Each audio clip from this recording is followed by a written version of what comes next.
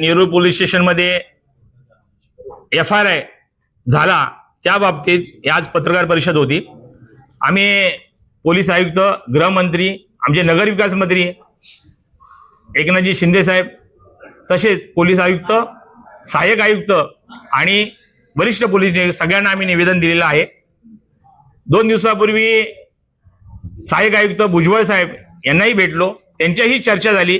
त्यांनाही सांगितलं, साहेब आपण चुकीच्या पद्धतीने FIR मध्ये गाडे यांचं नाव लिहिलेलं आहे, आपण गाडे हे नाव आणलं कुठून? त्यांनी सांगितलं महापालिकेने दिले, तर महापालिकेचा कागदही मी त्यांना दाखवला की महापालिकेच्या कागदामध्ये कुठेही उल्लेख नाही की गाडे यांच्यावरती गुन्हा दाखल करा म्हणून, कुठेही नाहीये।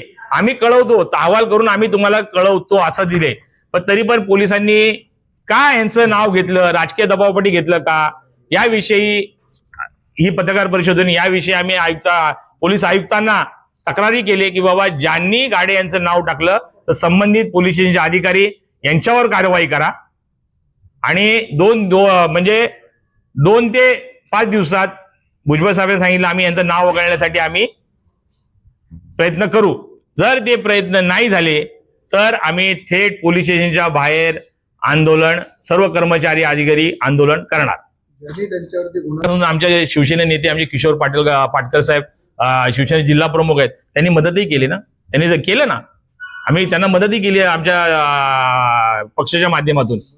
कसं आहे, त्यांना मी संवाद साधणं त्या कुटुंबाशी योग्य नाहीये, कारण की त्यांना जी मदत करायची केली आणि त्यांना पण माहिती आहे, आणि त्यांना माहितच नाही की गाडीवर करायचं का ते आयुक्तांवर करायचं। मग त्यांनी जर करायचं तर मग आयुक्तांवर करायची होती आणि पोलिसांनी करावं होतं, कोण माहित नाही ना। नवी मुंबई महापालिका आयुक्त कैलास शिंदे यांच्यावर गुन्हा दाखल असं यायला पाहिजे होती बातमी, मग ती का नाही आली? कार्यकारी अभियंताच का आले? ती यायला पाहिजे होते नाव, त्यांचं नाव यायला पाहिजे। जबाबदार नवी मुंबईमध्ये घटना घडली तर पहिला जबाबदार कोण असतो? आयुक्त, महापौर, मग त्यांचं नाव लिहायला पाहिजे होतं, महापौरावर गुन्हा दाखल करायला पाहिजे होता, मग का नाही केलं?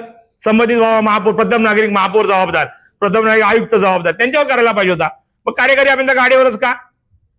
या संदर्भात आम्ही पोलिसांनी निवेदन खुलासा मागितलेला आहे आणि नाही जर केलं तर आम्ही तीव्र आंदोलन आम्ही संघटनेच्या माध्यमातून करणार आहोत।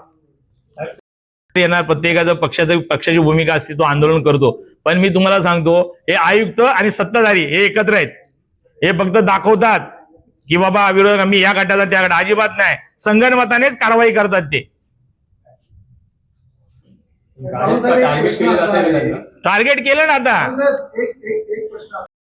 जबाबदार असेल संबंधित जो अधिकारी तो दोषी असेल त्याच्यावर कारवाई झालीच पाहिजे।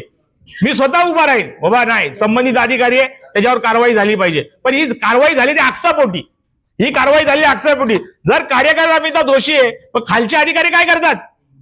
मग खालच्या अधिकाऱ्यांना तुम्ही जबाबदार नाही धरत, मग या आणि तिथे भावना पगाराला तुम्ही डायरेक्ट निलंबित करता, मग त्यावेळेलाच मग तुम्ही मुख्य आरोग्य अधिकारी त्यांना निलंबित करायला पाहिजे होतं, अतिरिक्त आयुक्तांना निलंबित करायला पाहिजे होतं, इथे गाड्याच्या ऐवजी शहर अभियंत्यांना निलंबित करायला पाहिजे होतं, मग काय निलंबित शहर अभियंत्याला केलं नाही? असा मिळून केलेला ही कारवाई आहे। मग आता तेच शोध घेतील ना, मग तेच आमचं म्हणणं आहे। तुम्ही पोलिसांना आमचं तेच म्हणणं आहे, तुम्ही प्रवीण गाडे नाव शोधलं कुठे, शोधलं कसं आणि आलं कसं, आणि तुम्ही कुणाच्या सांगण्यावर हे केलं आम्हाला कळवा।